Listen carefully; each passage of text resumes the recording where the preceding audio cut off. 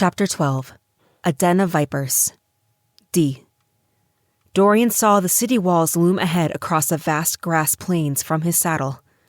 Even at this distance, the stench carried on the wind. He had never liked the city. The fresh air of the less cramped south always felt like home. Yet, his duties as banner general often dragged him to the capital. The smell and disarray of such a sprawling place had only worsened with the influx of refugees fleeing the war. The rhythmic thud of hooves on packed earth filled his ears. Dorian kept his back straight, his hands resting lightly on the pommel of his saddle. A picture of composure. A rider approached, dust rising in lazy curls behind him. The soldier saluted as he drew near, his face shadowed by the tilt of his helmet. "General Dorian," the soldier said, his voice tight but respectful. "Message from the city. Cedric is in control for now." "Good," Dorian replied crisply, his tone clipped and measured. "Tell them we will arrive within the hour. Hyphara will be well defended." The words left his mouth before guilt could tighten his throat. Straight-edged, dependable, those were the names people had for him. The kind of man you could count on, whose integrity wasn't for sale. The soldier nodded, his gaze lingering. "They trust you, sir. We all do. Not many like you left." Dorian gave a curt nod, watching the man spur his horse away. The weight in his chest grew heavier. Straight edge. The words felt like an ill-fitted suit, too clean and pristine for what he had done. His hand tightened on the reins. He betrayed Ghalen, his king, and cast his lot with the rebellion, not out of ambition, but because the cause was just. Or so he told himself. Straight edge? No. A liar? Perhaps. Or a fool. But the people needed him to be that man, the reliable one, and he would wear the mask for as long as he could bear it, if only it didn't feel so much like he was balancing on the edge of a blade. The wind carried the faint echoes of distant shouts, and the promise of the city's warmth. All he could do now was move forward and hope the edge didn't give way beneath him. Shaking off his doubts, he turned to General Hakim. "Back to the Viper's Den, then, eh, Hakim?" "We'll be in charge this time, though, won't we?" Hakim frowned at the looming walls. "Cedric should be if the report is good." Dorian sighed. "We made the right choice, didn't we, Hakim?" "A little late for second guesses, no?" "A little late indeed," Dorian murmured. Olivia rode past them, her presence eliciting a flicker of disgust on Hakim's face. Dorian glanced at him and echoed in a hushed tone. "A little late for second guesses."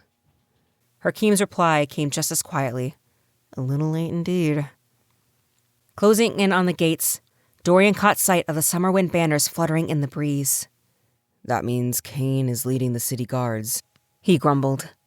He'd been a friend of Dorian's in their youth, but there was no telling where his allegiance lay now. He was a southern lord like Dorian, always a hothead, and the kindling that sparked this rebellion. "Did he always intend the crown for Olivia?" Dorian knew he had to secure a private audience with Cedric.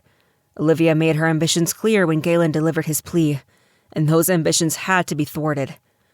Her soldiers were crucial to the war effort, but she could not be allowed to claim the crown. Dorian had been persuaded that one Whitmore should replace another, but usurping the entire royal lineage was a step too far. Besides, Olivia had already proven herself to be rash and power-hungry, traits that suggested she might rule as poorly as, or worse than, Ghalen.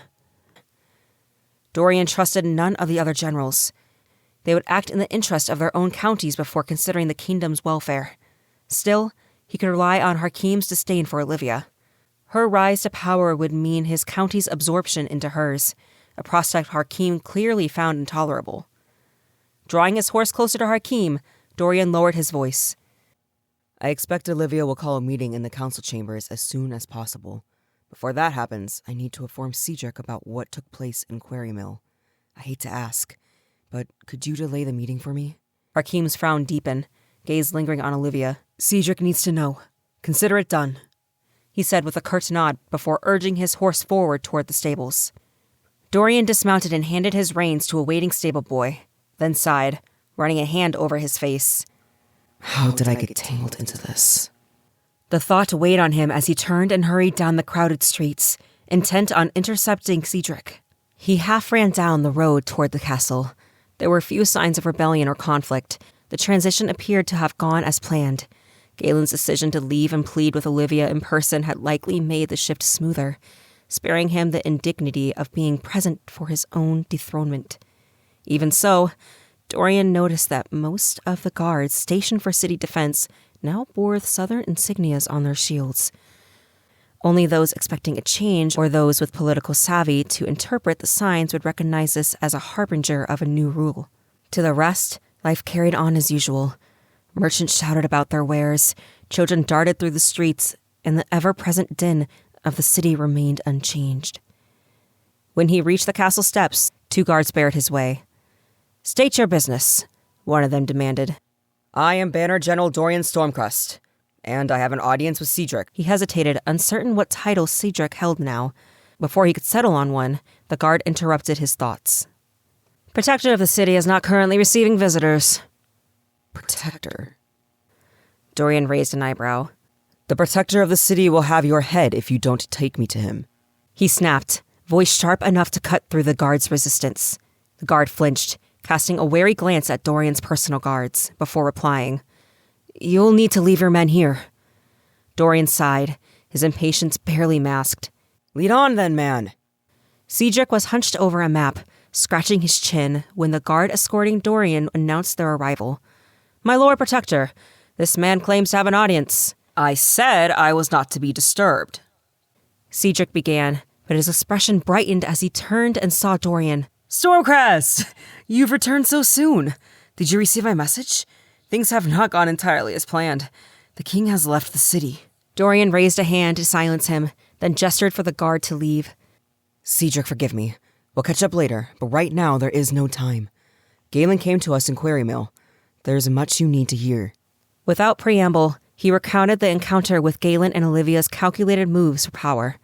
Cedric frowned, his hand drifting to his chin once more. "That's troubling news indeed. What have we gotten ourselves into, Dorian? We need to secure allies before—" The doors burst open, interrupting him. A breathless messenger stood in the doorway. "My Lord Protector, Lady Olivia has summoned you, the entire political council, and all banner generals to an emergency meeting." Cedric sighed, his gaze shifting back to Dorian. "It seems we'll have to face her without knowing who stands with us." The communal hall was alive with tension. Its high, vaulted ceiling amplified the murmurs of gathered lords and officials, their whispers bouncing off the rough stone walls. Long wooden tables formed a wide horseshoe around the center dais, where a pair of ornate chairs, hastily appropriated as thrones, stood waiting. At one end of the room, a fire crackled in the hearth, casting flickering shadows that danced across the faces of those in attendance. Dorian sat near the back of the hall, his position affording him a view of the entire assembly. The air smelled faintly of smoke and damp wood, with a sharper edge of tension from too many bodies crammed into one space. Olivia was already seated, her green and gold summerwind cloak spilling over the sides of her chair. She exuded an air of command, her back straight and chin high, her every movement deliberate.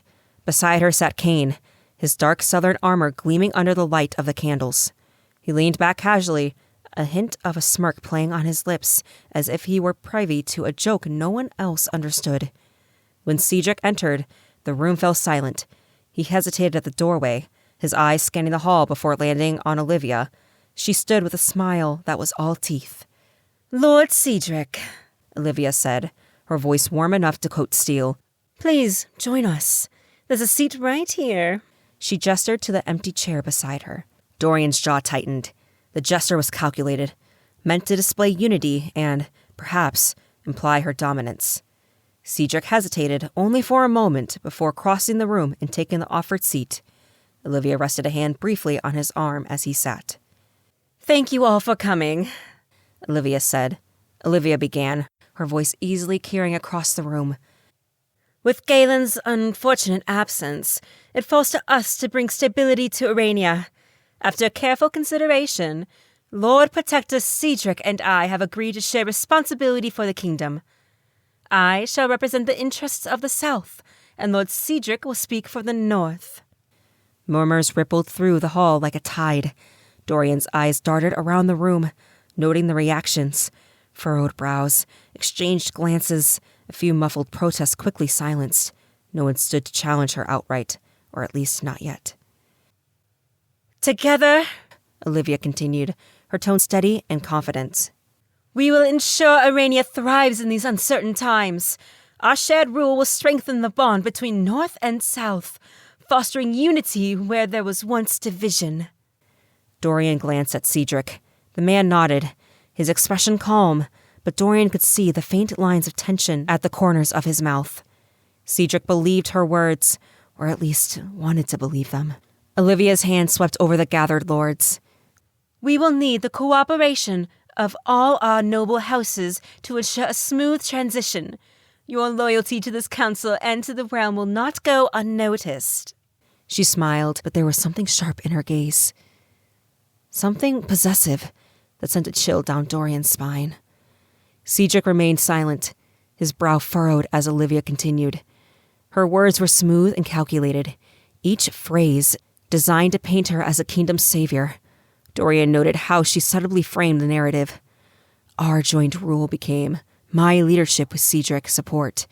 A shift so slight most would miss it, but Dorian didn't miss it. He leaned back in his seat, arms crossed, his mind churning. Olivia was already positioning herself to take more power.